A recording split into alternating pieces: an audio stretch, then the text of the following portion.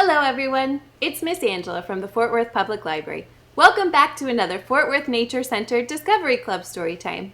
Today we are talking about snakes. Now our song today is going to get a little bit silly. Do you know what kind of sound a snake makes? Good, because we're going to need it. But did you also know that snakes can make another sound? Let's find out what it is.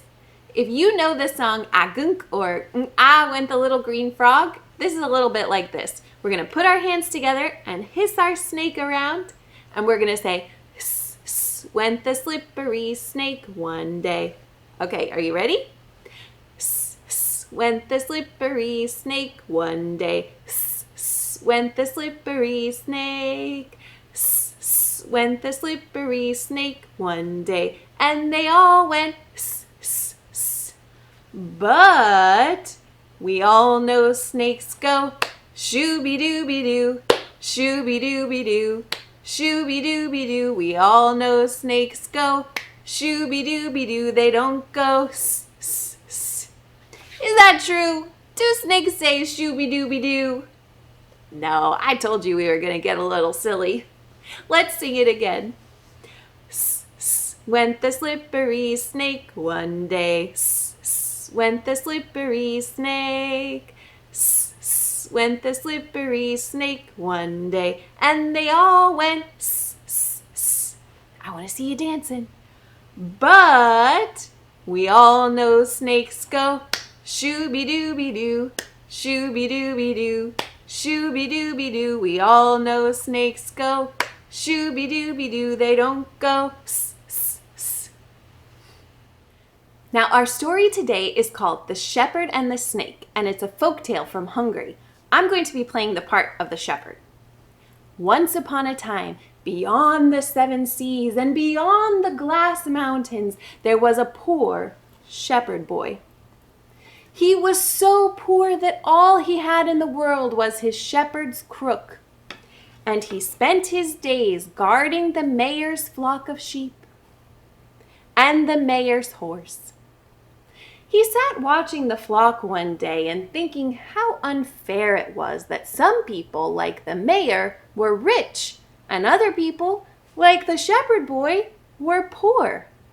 He sat thinking and thinking, and suddenly he heard the sound of crying. "Help me! Help me!" he heard. The boy followed the sounds of the cries until he came upon a big fire. In the middle of the fire, he saw a little snake wriggling and writhing. "Help me, shepherd boy," cried the snake, "and I will soon repay the favor." So the shepherd boy carefully put his crook into the fire and scooped the snake out of the fiery flames. The shepherd boy poured some of his drinking water on the snake to cool him down. When the snake was recovered, he said, "Follow me to my father's house. He is the king of all snakes and will reward you for saving my life." The shepherd boy followed the snake, leaving the horse to watch over the sheep. The snake and the boy walked through a forest where the snake slithered under a stone. He called back to the shepherd boy, "Push the stone away and follow me." The shepherd boy did so. He climbed down and down and down into the ground until he came to a diamond meadow. "This is my father's palace," said the snake. The shepherd boy followed close behind the snake until they arrived at the throne room, which sparkled with gold, silver, and gems. The Snake King was sitting proudly on an enormous throne with a ruby crown upon his head. The little snake went to the king and embraced him. He said, "Father, please reward the shepherd boy. He saved my life."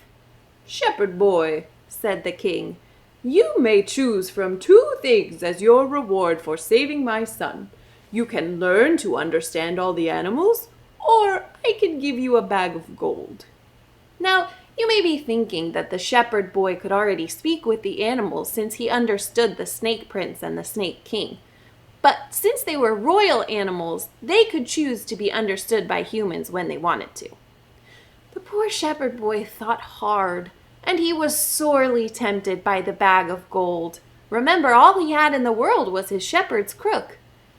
But he would never again have the chance to learn the language of the animals, so that's what he chose. "I would like to learn the language of the animals, please." "Come here, my child," said the Snake King, and whispered into the shepherd's ear.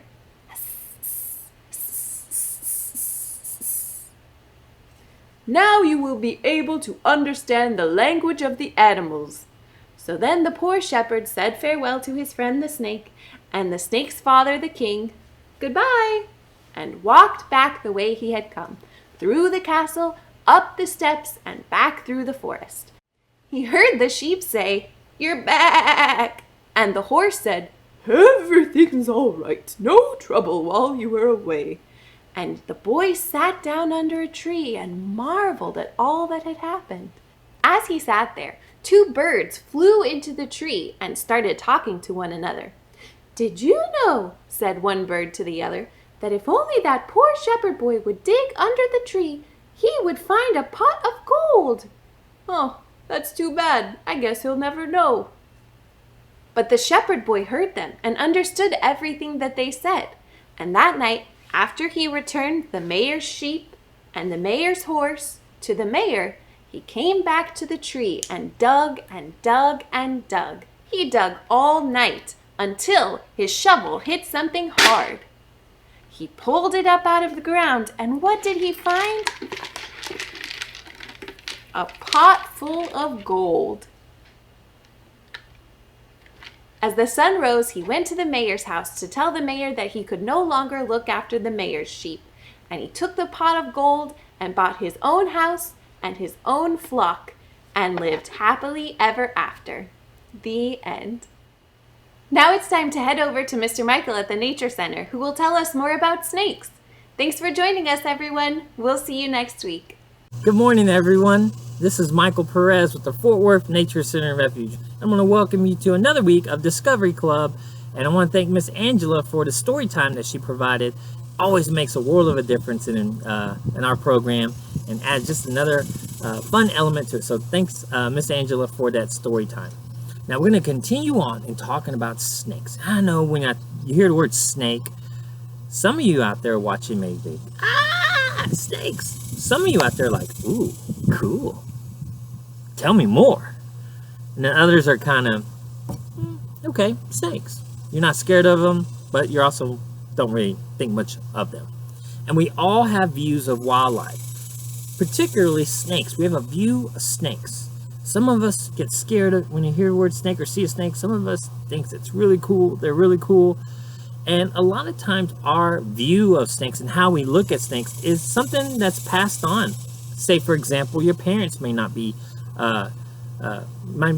afraid of snakes, so you're kind of, okay, well, if they're not afraid of snakes, then I'm interested too. Tell me more about snakes. Or the opposite, if they're afraid of snakes, they see that fear, they're like, whoa, if mom and dad are afraid, or big brother, big sister are afraid, then I think I'm going to be afraid too. So we kind of learn from our loved ones some of our feelings, our thoughts, and so forth.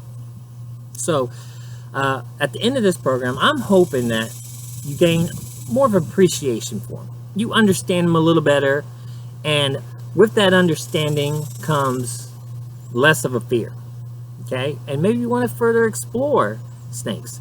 And when our visitor center is open here at the Nature Center, we have lots of snakes on display, and happy to teach you and tell you more about snakes. So we're going to talk about what a snake is, what group of animal it is. We're going to talk about the importance of snakes, talk about venomous versus non-venomous, and then I have a live snake I'm going to show you. And it's a pretty cool snake, so you want to stick around for that. So let's get moving forward. Now, snakes are a special group. They are a member of the vertebrate group. So remember we talked about vertebrates being animals with a backbone? Now, can you say vertebrate? Excellent. So you're a vertebrate because you can put your hand behind you and feel that backbone. Now, there are 5 vertebrate groups. So let's figure out what snakes, where they fit. They're not fish. Now, you can find them in the water, but they're not underwater all the time living. So it's not a fish.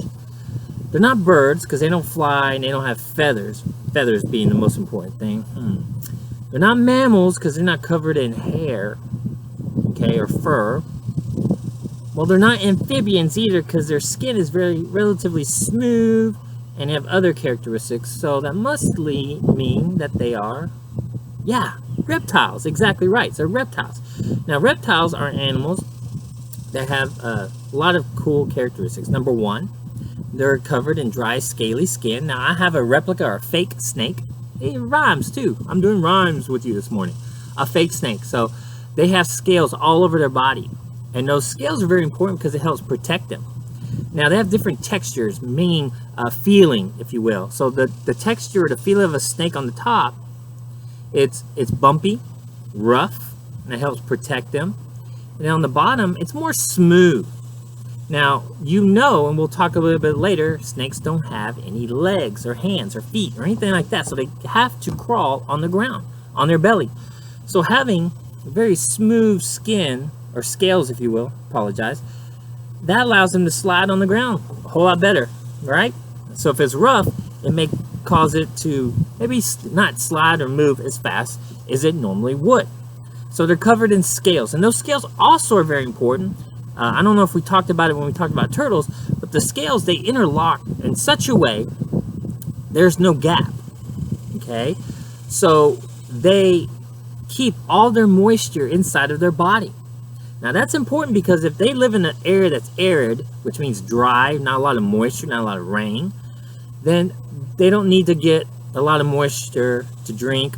A lot of the moisture is in the food they eat, and all that moisture stays in their body. It doesn't get released. Now, you and me, if we get hot, of course, we're going to get to that in a second, cold-blooded versus warm-blooded, but getting ahead of ourselves, we actually have holes in our skin. They're called pores. And when we get hot, as our body temperature rises up, our body starts thinking, whoa, this is hot. We need to cool off. And our natural response is to sweat. Kind of pull the sweat off of your body and your arms and so forth. So you release moisture. Well, reptiles, they don't do that. So they have dry, scaly skin, helps protect them, helps them to move around, and also keeps them well hydrated, especially in dry conditions like we have here in Texas. So that's one characteristic. Another characteristic of reptiles is they're cold-blooded. Now, I just said that you and I, we're mammals, which means we're warm-blooded, which means we have pores or holes in our skin, so when we get hot, we release that moisture in the form of sweat. Well, they don't do that. They're cold-blooded, which is the opposite. They cannot change their body temperature like you and I can, okay? So whenever it's hot for them, we sweat. When it's hot for them, they have to go into the water. They can go under a tree or even kind of dig themselves under the ground a little bit because it's cooler underground than it is above ground. So that's a cold-blooded animal. And then the opposite, if, say, for example, it gets cold. It gets cold. Yeah, cold here in the summer in Texas, right? Cold front comes in. So when it gets cold, then well, after being in the water, underground, or under the tree, the shade of a tree, they'll sit on a rock or a log or just on the ground and get all the heat. And basically what they're doing is they're warming themselves up. So they use their environment, what's around them, to help them cool off or to warm up. So that's a reptile. Scales, covered in scales, keep them safe and hydrated. Cold-blooded, which means their body temperature is based on their environment. And then they lay eggs. Now, not all reptiles lay eggs. And when we talk about snakes, that's definitely the case. Because there are some snakes, some venomous and even some non-venomous snakes that will actually give birth to live young. So the babies look exactly like mom and dad, but they're very, very small miniature versions of them. Now, there are other snakes, mostly non-venomous snakes, that will lay eggs. They'll lay these eggs, and then they hatch, and then emerges the very miniature, small versions of mom and dad. So they do lay eggs. So that's a couple of characteristics of snakes. Now, when they lay their eggs, they're different than some animals, like birds. When they lay their eggs, mom sits on the nest, and dad sits on the nest sometimes, and they take care of their young. They feed them, keep them warm, and all that. Well, snakes, say it ain't so. They don't do that. In fact, once the female, she lays the eggs, buries it in a pile of mulch, leaf litter, underground, wherever the case, she's gone. She leaves. You know, good luck. Wish y'all the best. So they do lay eggs. Now, we talked about what a snake is. It's a reptile. We talked about the characteristics. Now let's talk about one thing I know you want to know more about, and that's venomous and non-venomous. So a venomous snake is a snake that has the ability to inject venom into its prey, the things that it's eating, to kill it and then to eat. Okay, so it has venom. So a venomous snake has venom. My hair is going all over the place. I'm gonna have to go to the second and grab something I wanted to show you here in a minute. Hopefully I don't go too far. So this is a venomous snake. So we have non-venomous and venomous snakes. This is a rattlesnake, a replica. It's fake, it's not real. And a couple of ways that we can tell venomous versus non-venomous is the teeth. Now, look at those fangs there. You know, I would never ever do this with a live rattlesnake. But you can see the fangs there. So that tells it's a venomous snake. Also, you can, now, not all the time, but you can actually look at the shape of the head and get an idea. And I know some of you watching, maybe even some of your parents, you may think, that's not true. Well, it isn't true across the board. But you can look at a snake head and get an idea. And what I mean is, where its neck and its head goes, the shape of it. Now, if it's a non-venomous snake, most cases, it's like your finger. Go ahead and put your finger out. There's your finger. So with a non-venomous snake, that means a snake that does not have venom. Their neck and their head are about the same width, okay, like a finger and around, and there's his eye, okay? In the case of a venomous snake, once again, not all cases, it's like a spoon where it's narrow, their neck, and then their head gets wide, like an arrow. Or I think a spoon is the best example I can think of. It's really large, it's wider than its neck, okay? If you look at this replica snake, you can kind of see how it's narrow, and then it gets wider at the head. Once again, it's not true of all snakes. It's just at least one of those indicators. Also, you can look at a snake and look at their eyes. Now, this is from a safe distance, and yours truly, has seen snakes on the trails, and I can see this far away. Their eye shape kind of helps. Once again, it's not 100%, but it's definitely one way you can tell. A lot of times, non-venomous snakes will have like a round pupil, just like you and me. Or look at your mom, look at your dad, your brother, sister, whoever sitting next to you. You can see that round pupil, okay? Usually, that's a non-venomous snake. And a venomous snake has that elliptical, like a cat eye, if you will. So if you have a cat at home, go his eyes, say, here, kitty, kitty, kitty. Okay, and you can see the elliptical eye. So, once again, not 100%, but still another good way. Now, if you give me 1 second, I'm going to grab something that flew away. Be right back. All right, now I'm back. You can also look at the skin. Now, what I'm about to show you is what we call a shed. Not a shed like you store items, but a snake shed, snake skin. What happens is, as they are growing, they get bigger. Yeah, they get bigger. They eat and they get bigger. Their old skin, just like your hair gets long, like mine, I got to get it cut. Your fingernails, I cut mine recently, but they keep growing. You have to cut them. Well, same thing with reptiles, snakes. As they grow, I'm trying to be delicate with this skin, especially with all this wind. I don't want to be on live or on this video and say, oh, it's Mr. Michael. He's the one who broke that skin. So I want to be somebody else or nobody at all. So here's a snake skin, okay? As they shed their skin, as they grow, you can actually find these around your garden, your backyard, if you're hiking around the nature center, or if you have a snake at home, someone has a snake at home, they're going to shed their skin, particularly in the summer months. Now, at the very bottom of on their belly, you notice their scales, they're kind of straight lines, right? Okay, they just go straight across, straight across, straight across.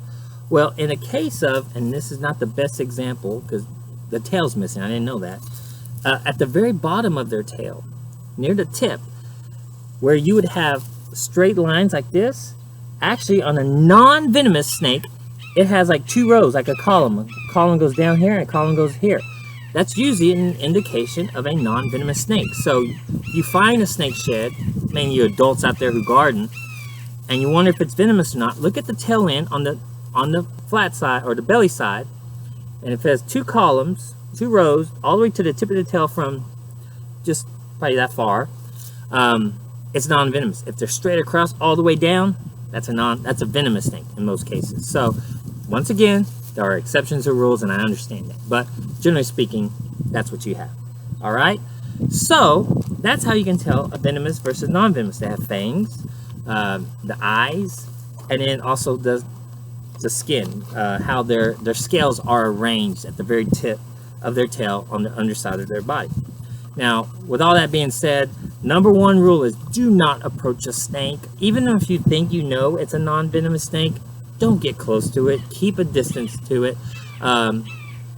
Even once I see a snake, I view it from a distance. The only time I touch a snake is when I feel like that snake is in danger, okay?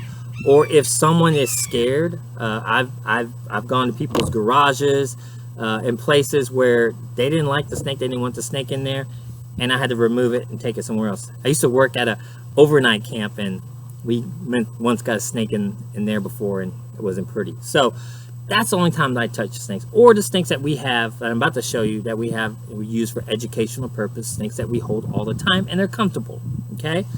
So that's a venomous snake versus a non-venomous snake. Now, the last thing I want to talk about before I pull the snake is, why are snakes so important? Well, snakes are important. Now, whether you like them or not, they really are important. They play an important role in our environment, okay?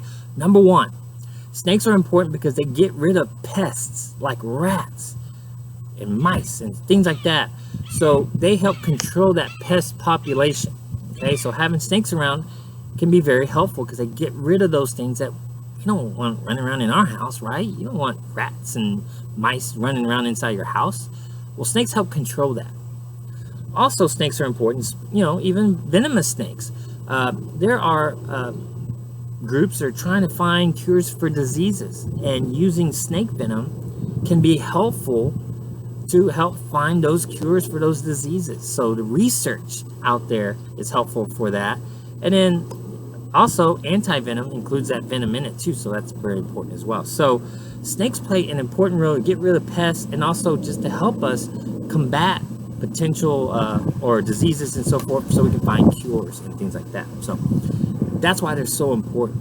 And not only that, but they help control other populations of animals. Lizards, they eat lizards and things like that, and you never want too much of something. So they help regulate and keep things at bay. So that's important. There's some snakes that eat other snakes. Did you know that? King snakes will eat other snakes. So a lot of people who maybe don't like snakes very much, they do like the king snake. So that's one snake they do like. So they're very important for us. They're part of the ecosystem, part of the food web. And any time you disrupt that by harming or getting rid of or limiting a particular species, it causes things to be unbalanced, and that's never a good thing. So even though love them or hate them or scared of them or whatever, they do play an important role for us.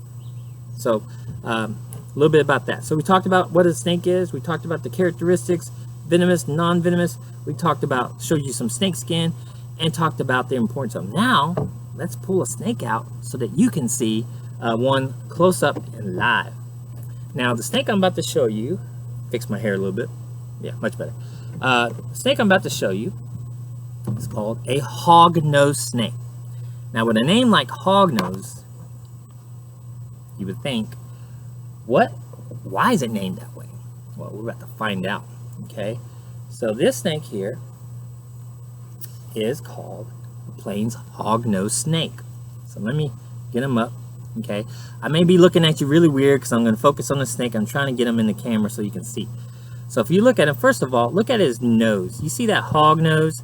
Like a pig nose? Can you make a pig nose? Right? Okay, so make your little pig nose just like the hognose snake. So that's why we call it a hognose snake.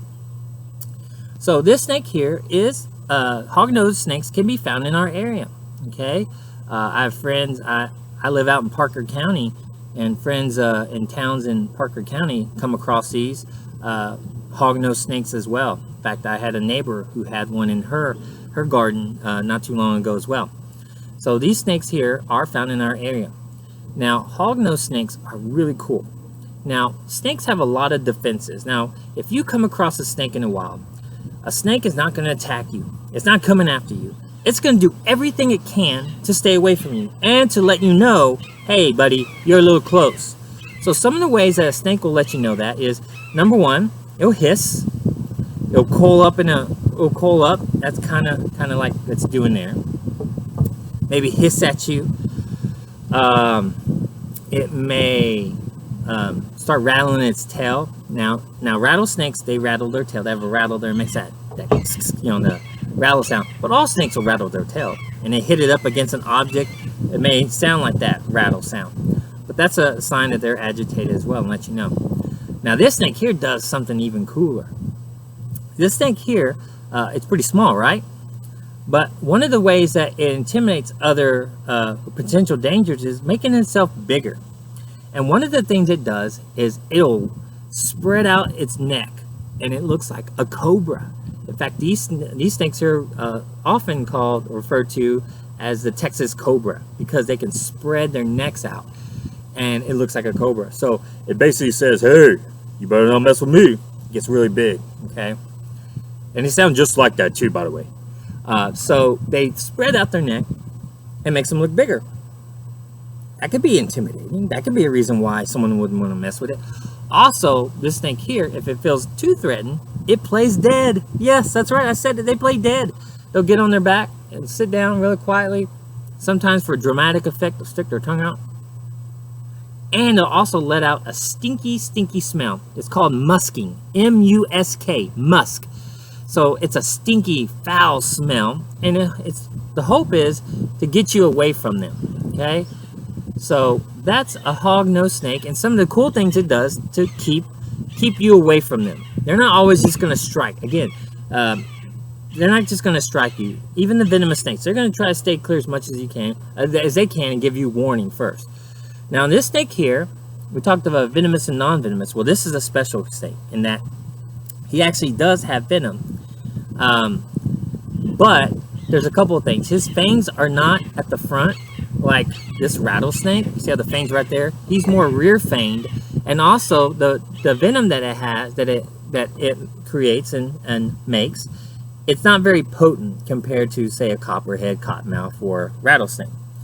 So yes, it does have venom, but again, his fangs are in the back, and it's not very potent.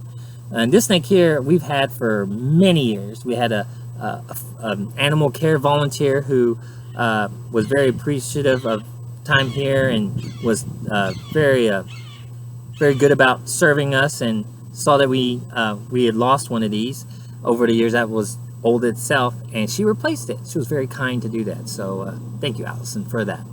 A couple other cool things. We know they're missing legs. Okay, so it crawls. It uses the muscles, and you can feel it when you have one in your hand. You feel those muscles moving, grabbing on the ground and pushing itself through like it glides. You'll see it's constantly flicking his tongue at you guys. Oh, he's camera shy.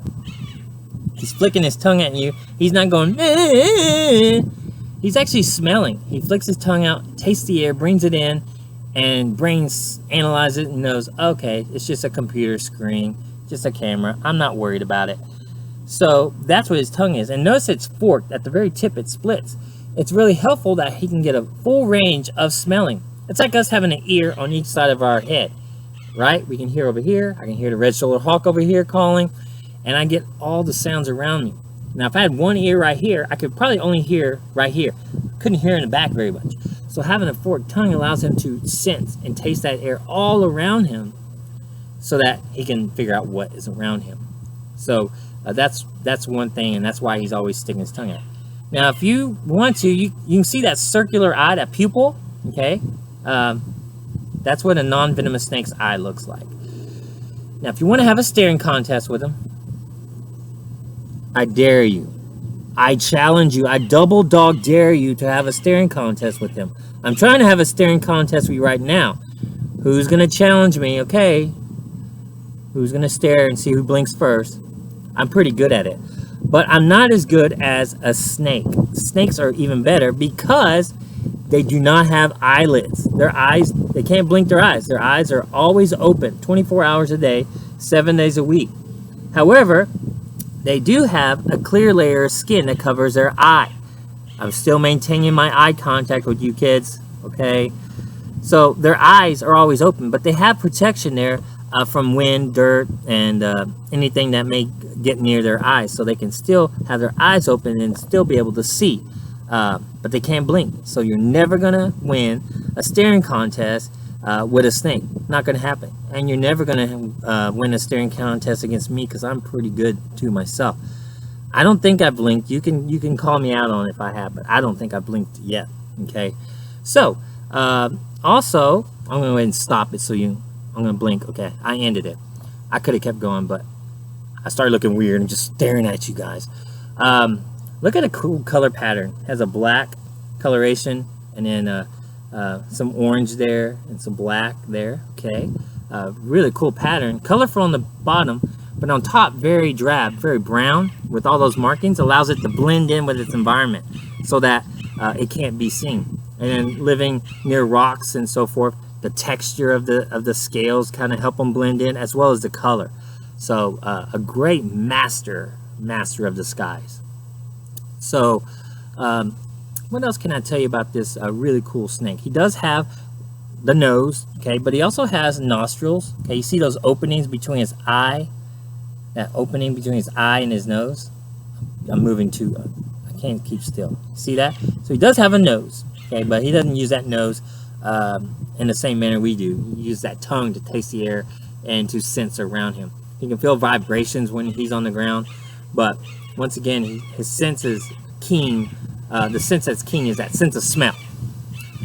Alrighty, so that's a little bit about snakes. Here's one of our snakes. We have several other snakes. We have a rough green snake, we have a bull snake, we have rat snakes. So encourage you to come out and visit us and see all the other snakes that we have once our building is open. So if you have questions about snakes, you can just put them in the comments section, email us, call us, whatever the case is, to get your questions answered about snakes. So thank you for tuning in and learning about snakes in this week's edition of Discovery Club.